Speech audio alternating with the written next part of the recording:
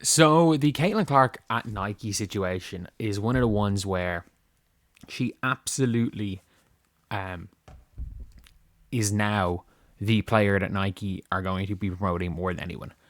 I don't think the fate. I'm not going to say the fate of Nike is on Caitlin Clark because I don't think the fate of Nike is on Caitlin Clark. Obviously, she doesn't have that much importance.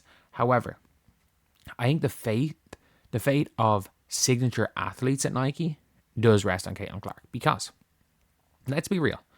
If you look at the NBA's most worn shoes, the signature athlete that's on them is irrelevant. If you look at their most sold by you shoe, the signature athlete is relevant. Why? Because the most sold is the Sabrinas. No offense to Sabrina, she's not more popular than LeBron. She's not more popular than Kevin Durant. She's not more popular than Giannis.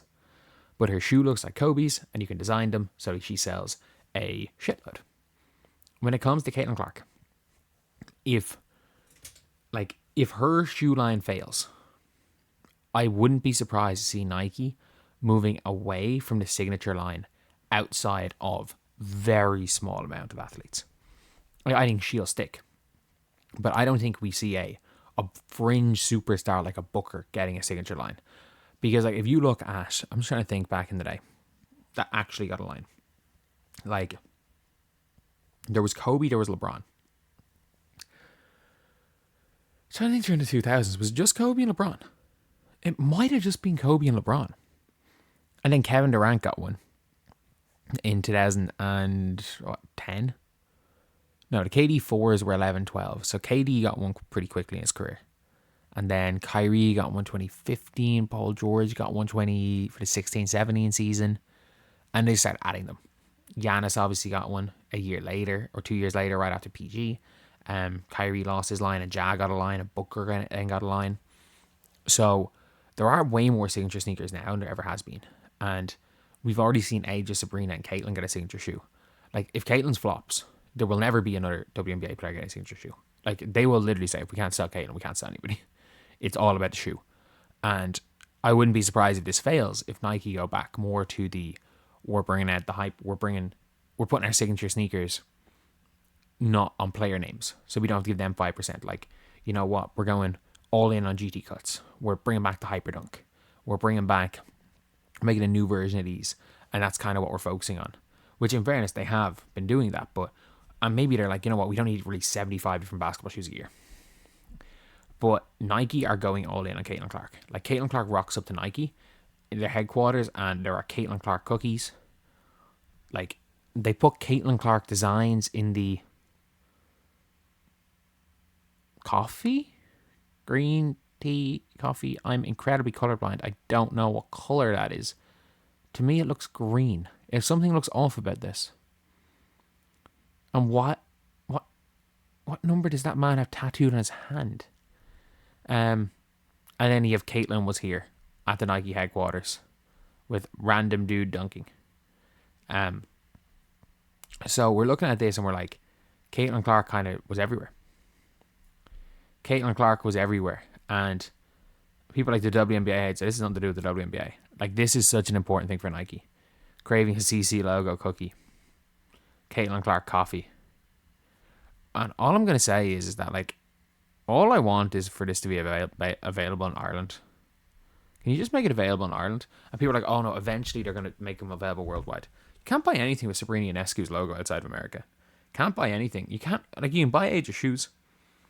At least the Caitlin Clark, realistically, the Caitlin Clark shoes, thankfully, are going to come out moderately soon.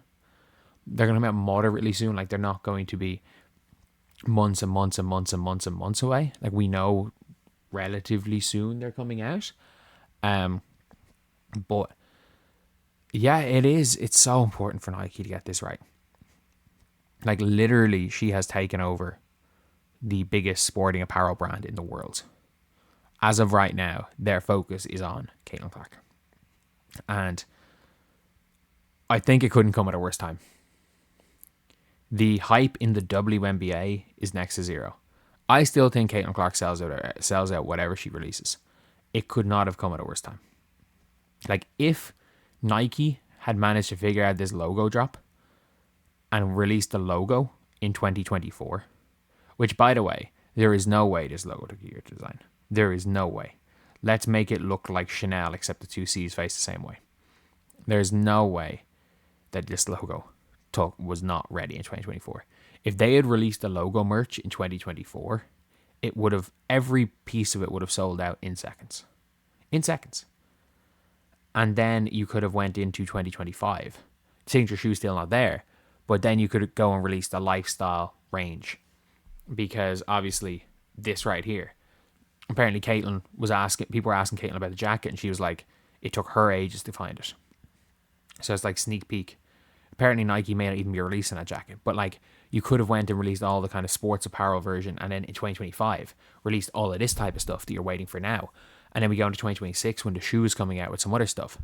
And every step along the way, it would be more hyped than it is now. It's not saying Caitlin Clark's not still huge. It's not saying that this stuff won't sell out. But I'm saying that there's not going to be it's not going to be a frenzy. Like, if this stuff came out in 2024, there would be people queuing outside shops to buy it. And for anyone saying that like the Caitlin Clark hype has died down, the hype has not died down. Caitlin Clark is super popular. She's super famous. People will tune in to watch Caitlin Clark. The mania has gone.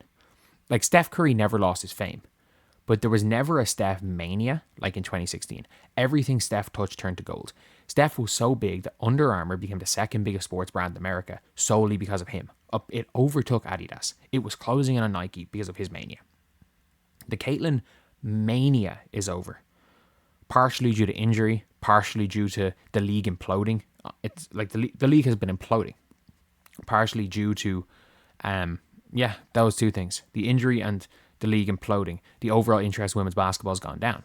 And with the overall interest in the sport going down, with other things, like in the attention economy we're in right now, players will not have a career-long mania. Like LeBron was never as popular again as he was. Like post 2016, post 2018, LeBron was never quite as popular as he was before that. Again, Stephen Curry, maybe the most popular basketball player of all time, was never as popular as he was in 2016. And I think Nike are hitting it out of the park. But in terms of the impact that they need from this line, in terms of worldwide sales, I don't know if they reach that level of impact with this. And I think their timing has been horrendous. I think their timing of all this. And to say, they couldn't have guessed that there was going to be a lockout. Really? People have been talking about it potentially being a lockout for a year. Like, it's been a year since Angel said on her podcast, if they don't pay us, we're sitting out. It's been over a year.